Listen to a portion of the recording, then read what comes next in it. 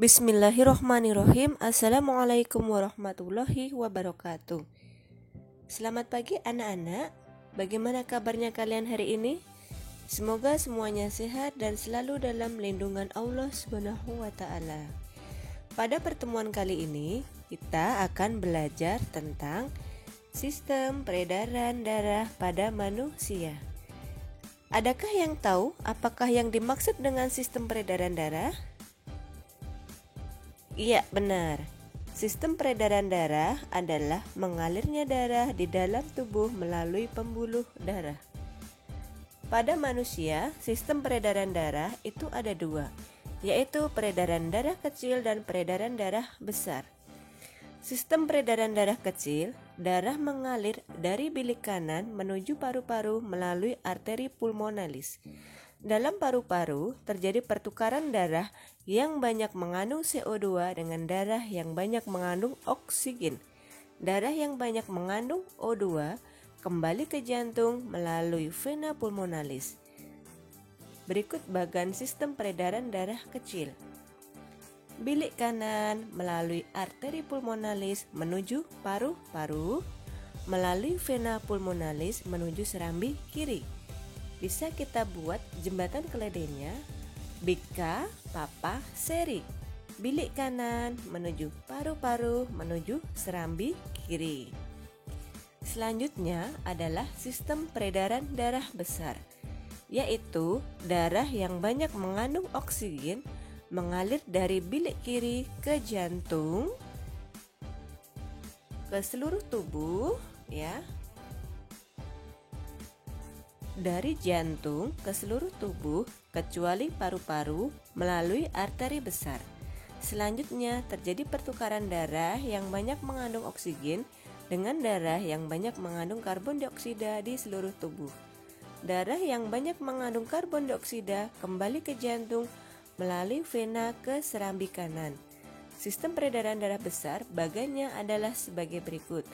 Bilik kiri melalui aorta menuju ke arteri, menuju seluruh tubuh melalui vena menuju ke serambi kanan. Untuk mudahnya bisa kita singkat Biki, Setu, Seka. Bilik kiri seluruh tubuh menuju Seka, serambi kanan. Bisa dipahami ya? Jika belum paham nanti bisa dibaca lagi. Mari kita lanjutkan. Berikut adalah gambar animasi untuk sistem peredaran darah kecil ya.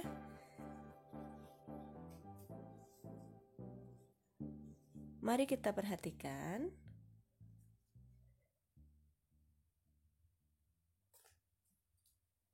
Dari bilik kanan menuju arteri pulmonalis, menuju paru-paru, menuju vena pulmonalis, kemudian dia akan menuju ke serambi kiri.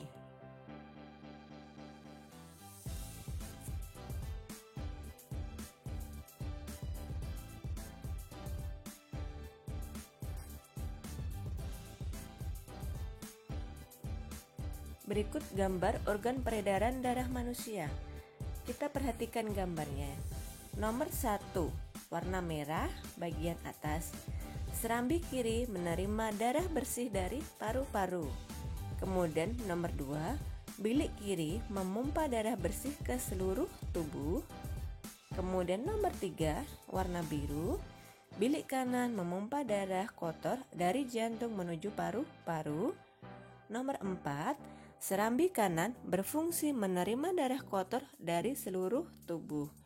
Nomor 5, arteri pulmonalis membawa darah yang banyak mengandung CO2 ke paru-paru. Pada dasarnya, arteri adalah pembuluh darah yang membawa oksigen, tetapi pengecualian di sini, arteri pulmonalis dia membawa darah yang banyak mengandung CO2. Nomor 6 adalah gambar paru-paru yang merupakan organ untuk menyuplai oksigen ke dalam darah. Nomor 7 adalah vena pulmonalis mengalirkan darah kaya oksigen dari paru-paru menuju jantung. Pembuluh vena adalah pembuluh yang kaya akan CO2, tetapi pada vena pulmonalis dia mengalirkan darah yang kaya oksigen. Nomor 8 itu adalah arteri sistemik, berfungsi mengalirkan darah ke seluruh tubuh. Nomor 9 adalah kapiler darah. Nomor 10 adalah vena sistemik, sistem pembuluh vena, yang membawa penuh karbon dioksida ke serambi kanan jantung. Organ peredaran darah manusia itu terdiri 1. Jantung. Jantung dibagi menjadi 2 bagian, yaitu jantung kanan dan jantung kiri, yang masing-masing dibagi lagi menjadi atrium dan ventricle. Atrium adalah serambi, ventricle adalah bilik. Jantung kanan berhubungan dengan fungsi pertukaran gas oksigen dan karbon dioksida di paru-paru, di mana jantung kananlah yang memompa darah ke paru-paru. Sedangkan jantung kiri berhubungan dengan fungsi peredaran darah ke seluruh tubuh, karena jantung kiri memompa darah ke seluruh tubuh. Mari kita perhatikan gambar anatomi jantung manusia. Bagian atas itu adalah serambi, bagian bawah adalah bilik. Letak posisinya berkebalikan dengan posisi tubuh kita.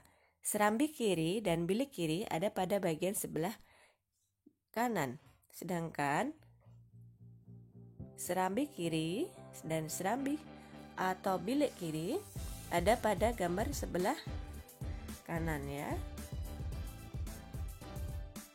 Kita perhatikan pada gambar itu terdapat arteri pulmonalis, kemudian terdapat serambi kiri, katup mitral. Katup mitral adalah katup yang memisahkan antara serambi kiri dengan bilik kiri. Kemudian ada arteri koroner, ada otot papiler, ada bilik kanan, ada serambi kanan, ada katup trikuspid, yaitu katup yang memisahkan serambi kanan dengan bilik kanan. Kemudian ada katup pulmoner, ada pembuluh darah balik kava atas, dan ada pembuluh aorta ya.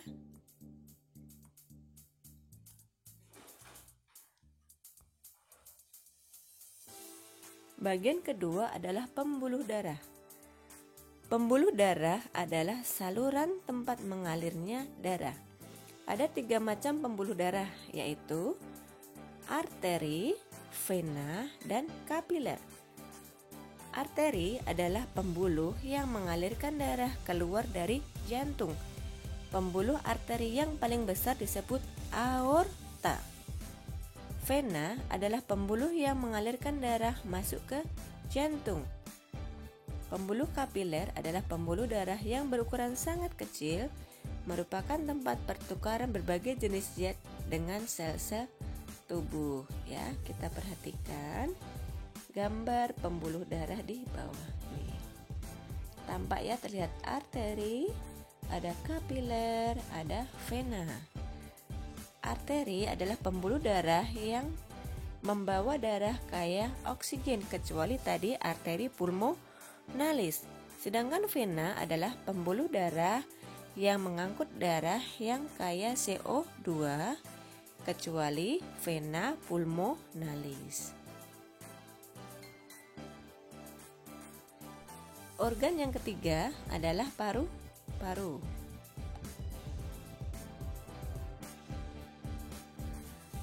Paru-paru memiliki peran yang sangat penting dalam proses peredaran darah. Paru-paru berperan sebagai penyuplai oksigen ke dalam darah. Darah yang telah diedarkan ke seluruh tubuh tidak lagi mengandung oksigen, akan tetapi banyak mengandung CO2. Setelah kembali ke jantung, darah yang akan mengandung CO2 dipompa ke dalam paru-paru. Selanjutnya, CO2 diambil dan diganti dengan oksigen melalui proses pernafasan. Kita perhatikan gambar. Paru-paru manusia terdiri atas beberapa tabung bercabang. Tabung bercabang jumlahnya ribuan ya. Semakin ke ujung dia akan semakin mengecil. Pertama adalah trachea. Trachea bercabang 2 ya, membentuk bronkus kanan dan bronkus kiri. Bronkus akan membentuk percabangan, yaitu disebut bronchiolus. Bronchiolus akan membentuk percabangan yang disebut dengan kantong udara atau alveoli. Masing-masing alveoli ini memiliki jaringan halus kapiler. Pada jaringan kapiler inilah terjadi pertukaran oksigen dan CO2.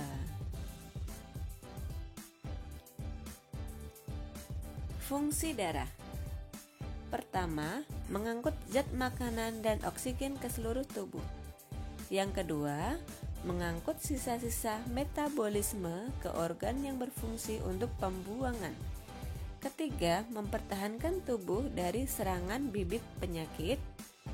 Keempat, mengedarkan hormon-hormon untuk membantu proses fisiologis. Kelima, menjaga stabilitas suhu tubuh. Keenam, menjaga kesetimbangan asam basa jaringan tubuh untuk menghindari kerusakan. Yang ketujuh adalah mencegah pendarahan.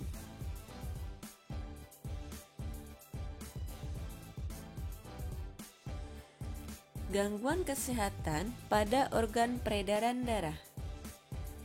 Manusia rentan dengan berbagai macam gangguan pada tubuhnya, di antaranya gangguan pada organ peredaran darah. Apa penyebab gangguan pada organ peredaran darah manusia?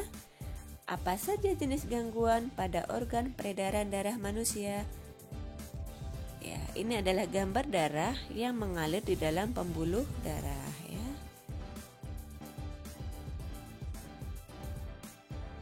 Yang pertama adalah anemia. Anemia adalah penyakit kekurangan sel darah merah. Penyebabnya adalah kekurangan zat besi atau vitamin B12, ada gangguan di sumsum tulang, ada kelainan pada sel darah merah.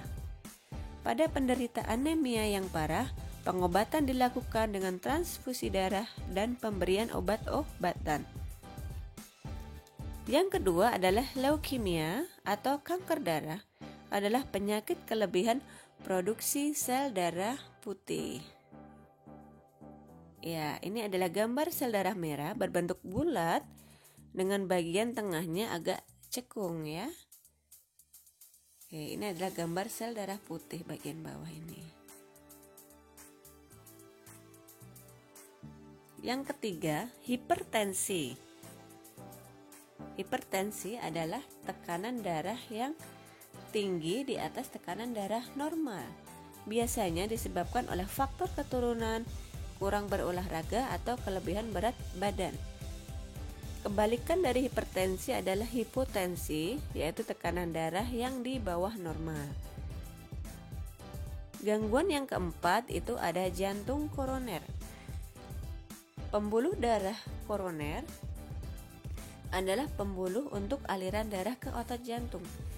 Penyakit jantung koroner terjadi akibat penyumbatan pada pembuluh darah koroner, sehingga kerja otot jantung memompa darah menjadi terganggu. Kita bisa perhatikan gambar di samping bahwa pada saluran arteri tersumbat oleh lemak, sehingga aliran darah menjadi terhambat, berakibat mematikan jaringan sel-sel otot jantung atau nekrosis.